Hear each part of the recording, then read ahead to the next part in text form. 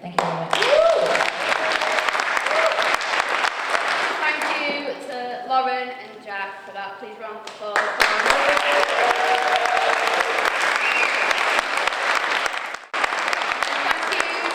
For coming and supporting us tonight. We really do appreciate it. And to show that appreciation, we've got a packed lineup for you tonight. We have open mic, we have no less than 5 mouthpiece poets performing, which is really hard to say after you've had a pint of hand.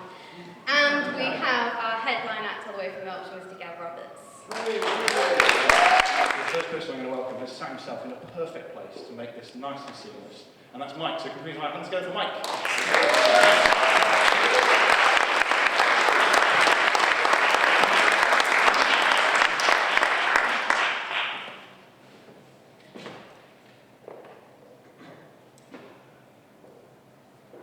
It's funny, when I woke this morning, I didn't dream that I'd be standing in front of all of you, part of this team, who are here to stimulate, provoke, entertain. But I must refrain from making up a story to inspire. For if I did that in front of you now, I would just be another liar. So I'm going to chat, converse, banter at you about experiences to me that are old but are new for you. So earlier I sat down and tried to write, tried to let the words take flight, prayed to God to end my plight of writer's block.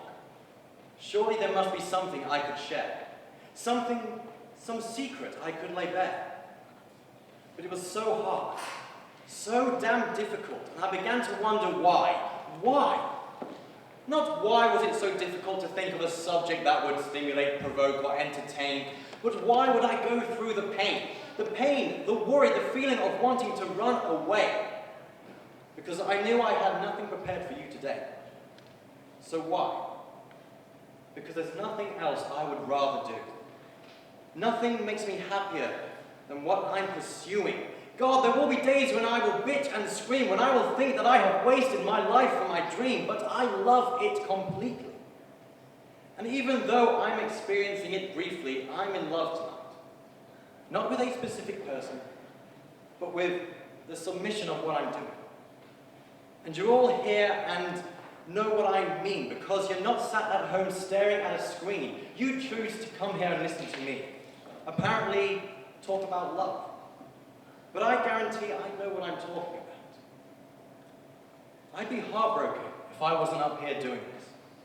It's the same feeling I get when I think of a lost lover's kiss. And I guess there's no difference between the two. And why do I know that? Because you. You don't love someone for their perfection, beauty, because they make you smile. You don't fall in love with someone because they make your life worthwhile. You know you love them when you become addicted to the things that piss you off. Those annoyances that really grate on you, that you can't stop thinking about. It's those things you will miss and notice when they walk out. And so we are terrified of not having a person, not having a purpose, a place, constantly scared, unsure, and paranoid of what people will say when we no longer embrace spontaneity. We want to find that perfect someone, to be with, to always be in our prime. And we want to do everything perfectly the first time. That's so boring!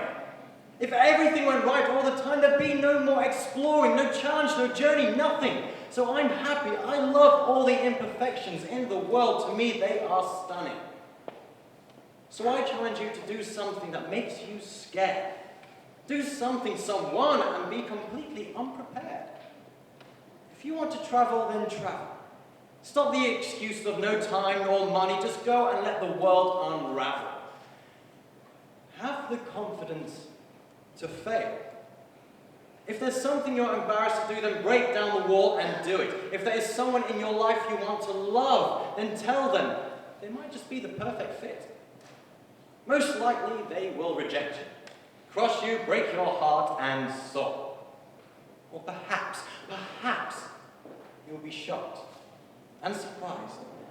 But God, just lose control. Nothing is beyond your reach. And even though that's what it may seem, you may just have to wake up first to achieve your dream. So be who you want to be. Do what you want to do. And love who and what you want to love. Thank you. Thank you very much, Mike. Can you please keep the round of applause going, even though it stopped? Really should be. And what's the stage, guys?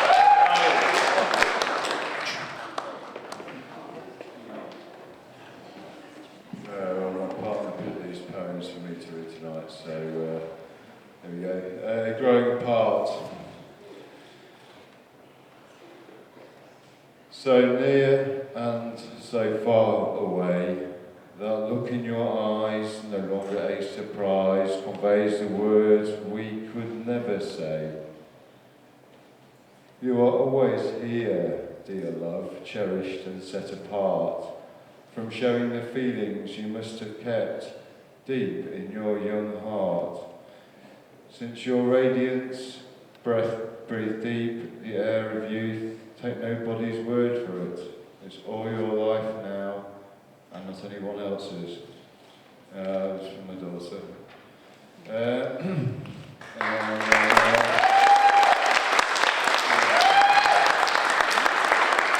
This is not listening.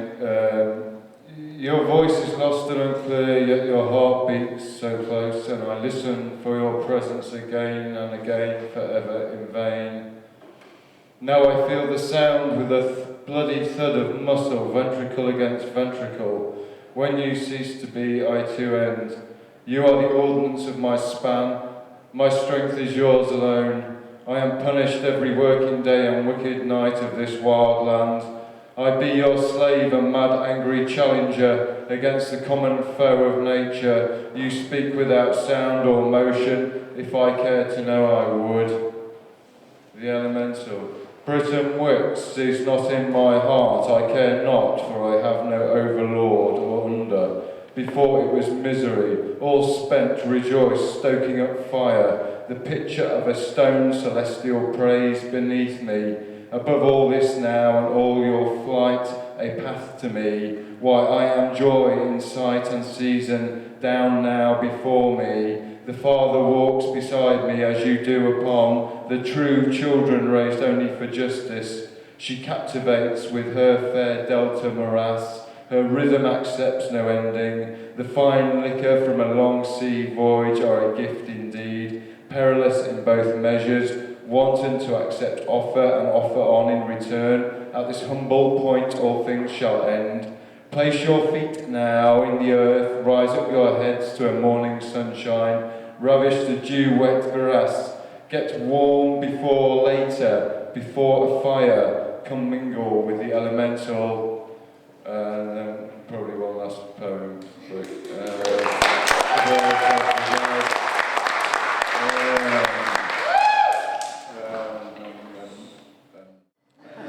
Can we please welcome to the stage Richard Vincent?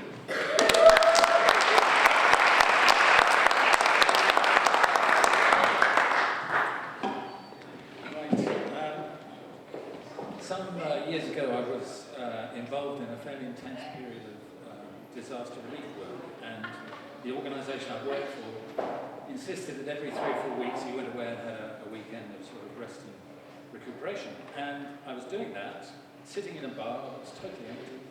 In walks this couple, obviously all loved up, they were all over each other, sat down at a table, holding hands, looking into each other's eyes, all lovely. And as an observer, it was quite fun. And suddenly the mood changed, you could just feel it. And these two started arguing, and the whole intense situation developed. Huge argument, whoosh, then it was all gone, and then they were holding hands and we're back to where we started. And that night I went back to my room and wrote this. It's called Dustpan and Brush. Water from the glass you spilt, running like my tears of guilt. I'd stop them if I could, tracking across the polished wood and running down my face. Pieces of the glass that broke, shattered by the words we spoke, with more or less the same intention, using words too harsh to mention. They lie scattered on the floor. Lovers trading blow for blow. I'm hurt, so I'll hurt back. You know, the pattern damaged hearts play out. When injustice is about, it wants to shout in painful confrontation. Then, the dripping waters spent. Just as the anger, too, has vent its passion before slipping into remorse, following the usual course laid down by many lovers. I get the dustpan, you get the brush, both, it seems, in quite a rush, to sweep away the evidence of drama, the bits and pieces of broken armour, and to wipe away regret. Careful where you tread, automatically together, we said, reaching out, holding hands, relinquishing our battle stands, saying silently, I understand, I'm sorry.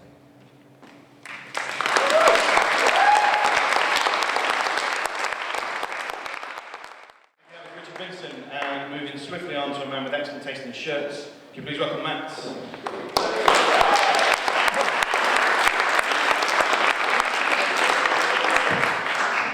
Right, I don't know about you, but I like people watching, and in particular, I quite enjoy observing the old boys who drink in the old pubs in the old part of old towns. You know, the ones who can make a pint last 2 minutes or 2 hours, depending on whose round it is. This one is a poem about one such drinking man, about a barfly, about a man who finds himself standing at the gravestone of his drinking buddy, saying his goodbyes. It's called Beneath This Old Sod Lies Another. You were silenced by your pigeon throat and blinded by your rabbit black eyes. You were hobbled in the street where the elders meet, and you were promised a messianic surprise. But you were unable to stand while the goats bled out.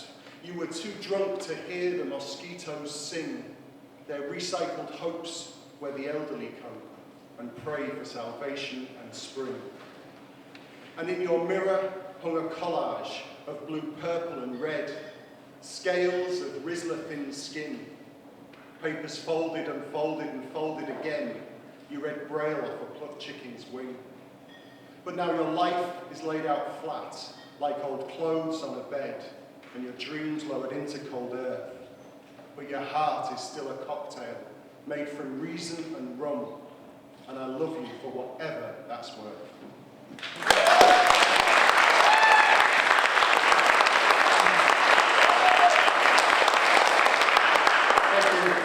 So last month I went on holiday to the Isle of Mull, to a place called Tobermory, and a strange thing happened. Basically the sun shone for the entire week. Now I appreciate that what I experienced wasn't island life in the raw, but it did prompt me to write this poem about living close to water.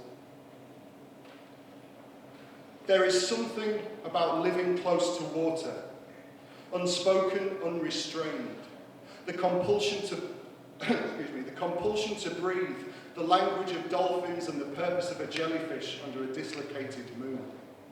There is something about living close to water, unresolved, unexplained, stretching out like drum skin, the flash of distant crying eyes and the salmon pink reflection that is over much too soon. And the difference between a skeptic and a cynic is how many times they have been right. And between an optimist and a raging fool, how many times they have been wrong. But when your rains come to swell the tides and shatter the surface tension like machine gun bullets through your crystal ball, we will still be here, living close to water.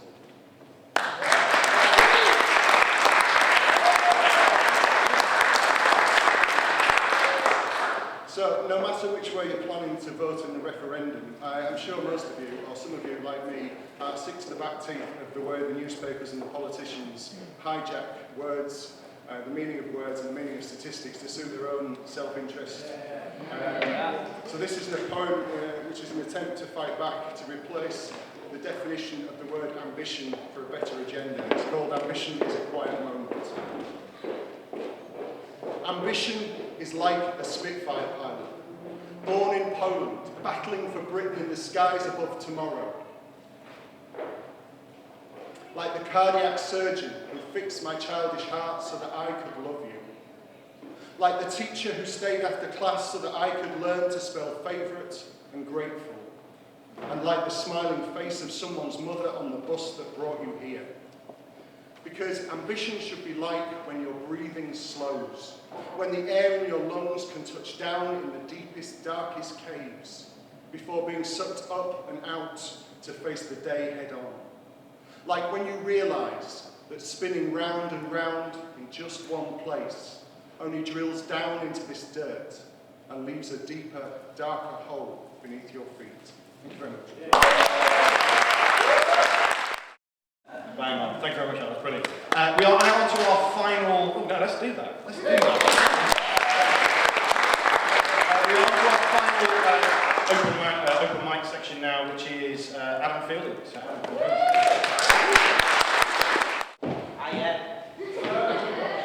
I'm going to crack on because I've only got 5 minutes and I'm going to get through two. So this was called Education Limited, and based on my personal experience through the education system and through working with children myself and what I've experienced. Instead of guiding our children's success, utilising the skills they actually possess, we watch as their hopes of a bright future derail because they don't learn on our institutionalised scale, so they fail. Instead of teaching them in a format that they learn best, we sit them down in silence in front of tests. Tests that don't judge a child's full potential. Tests that aren't actually academically influential. I mean, instead of degrading our next generation through means that make our education system an abomination, like if you're vulnerable, autistic or dyslexic, you're labelled a stupid, uncontrollable, perplexed kid. It didn't occur to the teacher that that kid is the smartest in their classes, because they express their intelligence differently than the masses. I mean, maybe kids wouldn't drop out and discover drugs and guns if schools cared more about their futures and less about getting funds.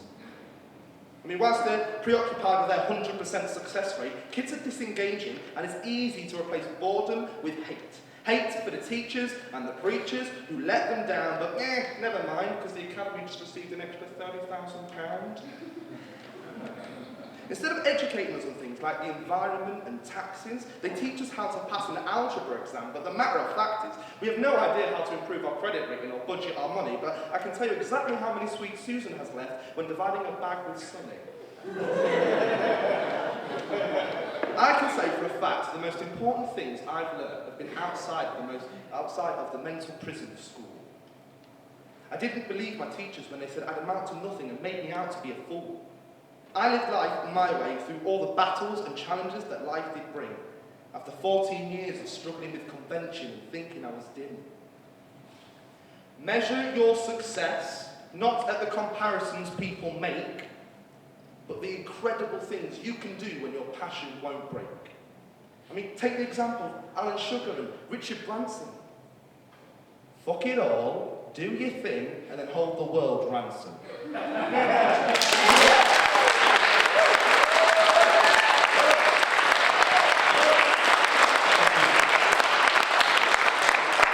This is called Ignorance. I wrote it a few years ago. It was based on the reaction after Lee Rigby's murder, the Woolwich murder, what I saw online on social media, and basically what's snowballing now into God knows what's going on. It's called Ignorance. I'm going to tell you a story of division, where the minority feels there's only one decision. A small group with powerful influence causing conflict, hate, and preaching nonsense. They prey on the weak and on the narrow-minded, brainwashed with rage, their moral compass is blinded. In the name of our country, or defending religion, justify the cause behind warped derision and fiction. One's patriotic and the other Muslim, but no matter what or how, their side must win. Fighting for Allah or loving the Queen, no matter what your sins, you will be redeemed. I mean, let's take a look at the real cause. Terrorism, genocide, all the modern wars. I mean, the real reason won't be universally shared, but the ones with power and influence, they're ultimately scared. I mean, the same even goes from homophobia to the Holocaust. Pass the blame, refuse to learn, and wipe them out with all your faults. I mean, Can't you take the time to educate yourselves? It doesn't matter if it's a social snigger or you're dropping shells. If you learn the true meaning of Islam, understand the morals that are published in the Quran, then you'd see there's no mention of killing, no murdering because others aren't willing. At the same time, you can understand the true heritage of this great British land. With immigration since history began, we've always adapted to Romans, to Vikings, and now Islam. When the devil fights the devil and when we kill our own, how can we learn from our mistakes as history is sown? Blaming mad people's actions under the same umbrella of people who have faith in the Sabbath or Mecca. I mean, you may as well be an extremist yourself. Hasn't anyone told you ignorance is bad for your health? The answer isn't in riots or from the skies above. It's from John Lennon when he sang, "All you need is love."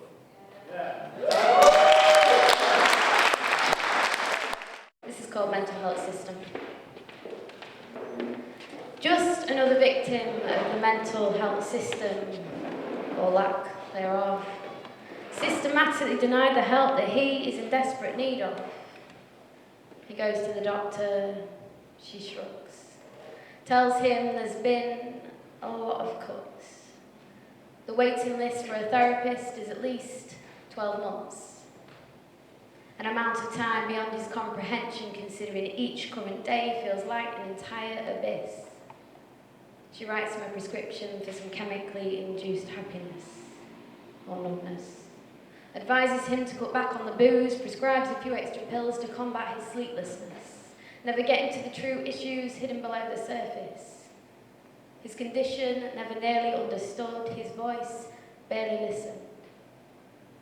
Misdiagnosed by society as a misfit. Just get over it. Like it's that simple. Think positive. He sees beauty in life's every crevice. Warning. Inspirational quotes set to sunsets are ineffective. He thinks it is his weakness. It isn't. He thinks he is alone.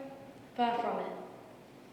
Every day he finds the courage to carry on through the darkness, to attempt to push past it, in hope that one day hope will finally become a clear horizon. He refuses to quit.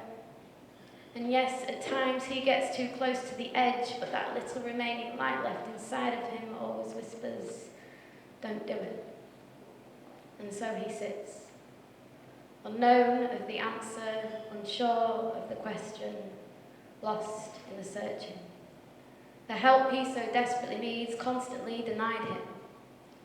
Frustrated to be just another victim of the underfunded, undereducated mental health system.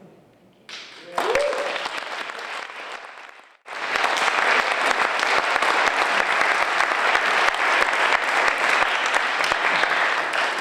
I've got one more and then I can go and get drunk. It's called The Problem. It's people. People are the problem, he said to me flippantly, but I was still swimming in the joyful memories of a majestic evening, of magical moments and honest connections. People are beautiful, I replied. People are just like you, who are sick of the small talk, the small minds, the small feelings, who feel big, think big, and dream bigger in silence. In silence. See, you never see the inner workings because people are too scared of sounding stupid, and that's stupid. Because we are all just people. People are like me, and people are like you, and people are full of truth in silence.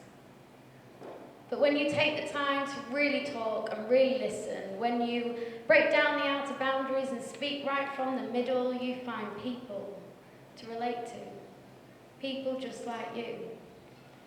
Because under everything, we're all just shades of the same experience, just people. And people are not the problem. The problem is our silence and how we let our fears define us.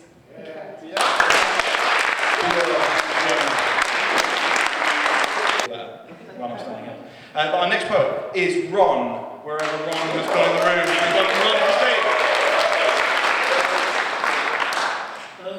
next one is based on an image that I came across, and it was of two people in silhouette stood under a crescent moon.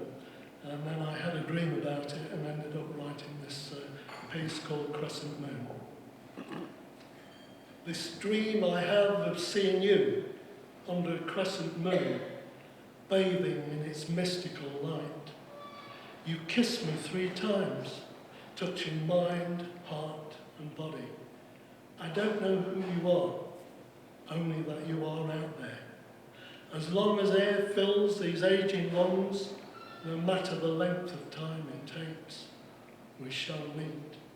Your spirit is a beacon, guiding me on this path to where we meet under the crescent moon. Your feminine essence, inviting me to inhale as you would the scent of a rose. Sweet, soft lips, delicate like petals. I yearn to kiss them. Sorry, excuse me, man.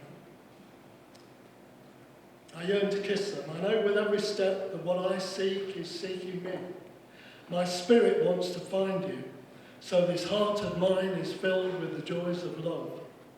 I am here. I am waiting. This old man still dares to dream as in younger days. Come, my love, meet and greet me under a crescent moon. Let me see what life is like beyond the dream. How much longer must I be alone?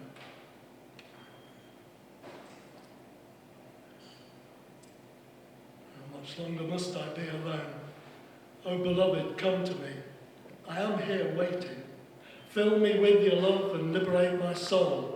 Release this love and passion that lies within. Love me under the glow of the crescent moon.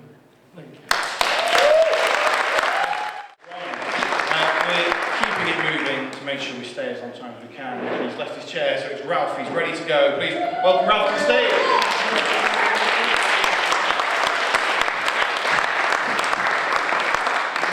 Right, this one's about insects. I've got a wasp in a box. I put it in after a sting without permission. It's my wasp now. I might let it out, or I might not. I might study it with my magnifying glass. I might look at its tiny body in startling perspective, or incinerate it if its sun is out. I've got a wasp in a box, a noisy little insect. Its tiny wings are resonating in its miniature prison. Its futile attempts to escape. Its brainless pursuit of instincts, a strangely tuned form. A similar insect would perhaps create a different tone with insane fluttering wings. A perfect fifth in a shared cell, but nothing in solitary confinement. I've got a wasp in a box. I could hold Tesco to ransom. Evacuate or I will release the flying fiend into your supermarket. It's been genetically modified. Its tiny sting is loaded with viruses, worse than Ebola. And then I could drink all the Coca-Cola in a silent soft drinks aisle. I've got a wasp in a box. What are you going to do? It likes your face because you exhale CO2. So if I let it out, be very quiet. Hold your breath, and it'll fly away. I've got a wasp in a box. I collect them now. A little apartment for each one of them. A little Guantanamo for me to play with them. My torture would be my burning lens. Burn them for the pleasure of friends. Melt their heads again and again. And make them tell me the place of their nest. And take it away. And use it for a jest. And put it in an office and watch the chaos and all the managers will get recalled from their leisurely days off. I've got a wasp in a box. I named him Graham. And over these last few weeks, I've been training him to sting on command. 007 wasp. I've got a wasp in a box. I've got a wasp in a box.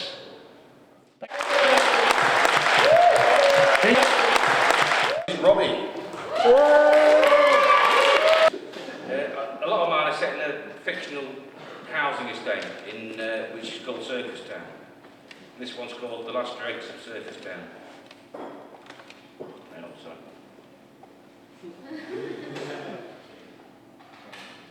You don't need a thesaurus to be a poet, you need Guinness. Take me to the very last broken skin dive, with the spirit is dead but the jukebox is live. Dave's only had a shandy so he can drive, he's only had a gram and that was having to survive. Jimmy's hands are shaking like a nervous bride, scared of the future without a whiskey inside. The way forward is narrow but the past is wide. He feels in his marrow every beat of the tide. Dave finds a gear in the spitting neon flies. It's powered by memory and fueled on highs. He laughs in the mirror as the machinery cries. He's forgetting old promises and making new lies. And Bob's just bobbing along. His excuses are weak, but his purpose is strong. His life's about verse from a country and western song. Nothing is right and everything left turns wrong. Dave parks beneath the grubby yellow light, a solitary sentinel standing straight in the night. We seek the shadows where good intentions take flight. The dark is travelling and so we hold on tight. We walk through the doors like desert explorers, licking dry lips at the thought of the water before us. Our thirst is solid but our skins are porous. We order at the same time like a drunken Greek chorus. The landlord grunts his begrudging hellos. We tell him what we want but he already knows. So the whiskey is poured and the bitter flows. We wait in formation like dominoes. We stand morphing into the sticky floor because we don't fall so easily anymore. We have strong stomachs and a stronger jaw. We have the constitution of a backstreet whore. Judy's sat at the bar with his friend Jim Beam. She smells of bad decisions and sour cream. She tilts her glass and utters another sweet dream. Her laugh is a decibel short of an unanswered scream. In this broken skin dive, she's the best you're going to get. She's been around the block and she hasn't stopped yet. A minute on her lips is another hour to forget. She's the winnings you collect when you've won a bad bet. Her looks are asleep, her eyes are alert, her expectations are lower than her skirt. She numbs her feelings so they can never get hurt, but a roll of the dice is just another roll in the dirt. At one time or another, we've all been there, run our greasy fingers through her greasier hair, and run from her bed in the morning's glare, remembering empty bottles and an emptier stare. And Jimmy cradles his whiskey like it's a fragile thing, tells it the lullaby that desert explorers sing, and it shines golden like a freshly crowned king, waiting proudly for the next executioner's swing. Dave's gone to the toilet with a rolled up note, his thirst in his veins worse than the thirst in his throat. He sways back to the table as if he's walking on a boat. He's like a drowned man who remembered how to float.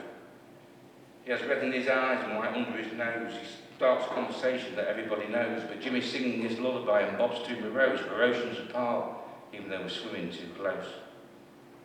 This broken skin dive stays open the latest in Circus Town, where every clown is a king and every king is a clown. The crowns are bronze and the smiles are brown, where nicotine-stained dominoes that won't fall down. It's where the last dregs meet each other on common ground. Counterfeit friends bought with each counterfeit pound. As we listen to the jukebox that's not making a sound, and the paradise lost is just another paradise found. So drink in the gold and the brown, the sweet and the sour. Make every minute after midnight another happy hour. Let the moon lift your arms, the sun lift the flower. Live bravely in the shadows and let the mornings cower. So take me to the very last broken skin dive, where the spirit is dead but I still feel alive. The price is always right, so come on down. For this is my town, this is Circus Town. Thank you. Everyone's come on and do his set for us here. So can you please welcome to the stage with as much enthusiasm as you have everybody else this evening, Charlie. You might think this first poem is inspired by a man, but in fact it's inspired by a big Scottish lesbian called Caroline Duffy. It's called Horizontal Male Nude. Beast, hunched over all shoulders and knees, the curving trench of his back, open to fire, his carefully tailored waistline undressed, the fortress of his ribcage thinly veiled by smooth skin. Thick hair, it does not hold the strength of God. Hands, Pontius Pilate soft, a delicate heel, not his weakest point.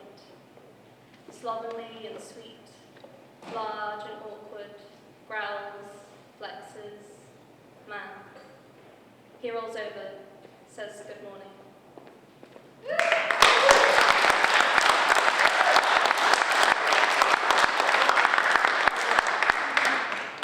This is just a short one, it's called Consideration. Consider yourself at home, wherever you go, masculine feels challenged. Be considerate wherever you go, or you could get yourself hurt. If you don't have a masculine around, you'll need one.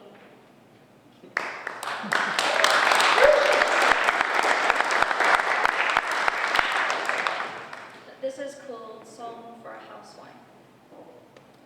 A bird, paralysed by fear and anger, a shield with no master, stunned in a savage hand, lies and flesh are her only salvation now. She cannot speak, organs saturated in fear, forced inside out. Offal is best left inside or aside. Why, singing when spitting blood shows you're alive. Manacled by expectation, bondage is enjoyed as a sensation of reality. Her song, a plea of ignorance for a wink of security. Bird, caged in the echo of an age-old song.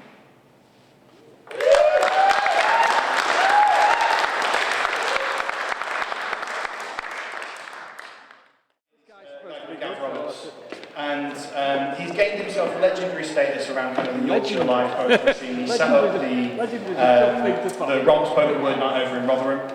And I went over to see him a couple of weeks ago. We were like talent scouting. And we went to see him in Wakefield, where he was just absolutely out of this world. He's one of those guys where you watch him and he speaks about the simple things in life in a way that you can just resonate with, you can connect with, and he's absolutely fantastic. So please, could you all put your hands together and welcome to the stage our main act for the evening, Gemma Baker.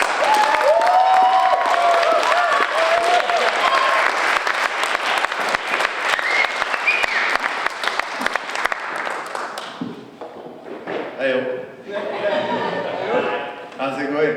Alright. Yeah. I am Gav. Yeah, I'm definitely Gav. I am Gav. I am just Gav. I am the same as you, I am an equal. I am your equal. I am a simple ethic of equality that is just coming into fashion. I am simpler than an abacus. I am more complex than the geometry contained in a conical shell. I am a stone. I am waiting to get skimmed across the water. I am waiting to drown. I am hand to mouth making ripples in the water. I am drinking. I am grazing. I am lying down in the grass all too often. I am wishing something would happen all too often. I am pages written by the wrong hand at the wrong time. I am appendices. I am too much detail. I am sweating as I write this because the pen is heavy in my hand. I am writing about what happens next. I am something that happens next. I am going to happen next. I am okay with this. I am okay. I am telling myself that I am going to be okay. I am asking you if I am okay. I am calling out to be called home. I am so close, so very close. I am ever diminishing time. I am counting down. I am coming down. I am hoping to meet you somewhere where we can be alone. I am lonely. I am very, very lonely. I am sometimes depression. I am always anxiety. I am not capable of healing myself yet. I'm disappointed. I'm disappointing. I'm everything you've got to learn. I'm something that's willing to frustrate you just so you know that it was a feeling worth feeling. I'm hoping that you remember everything I say because I mean it. I promise that I mean it. I am ignore it. I am stop me, please stop me.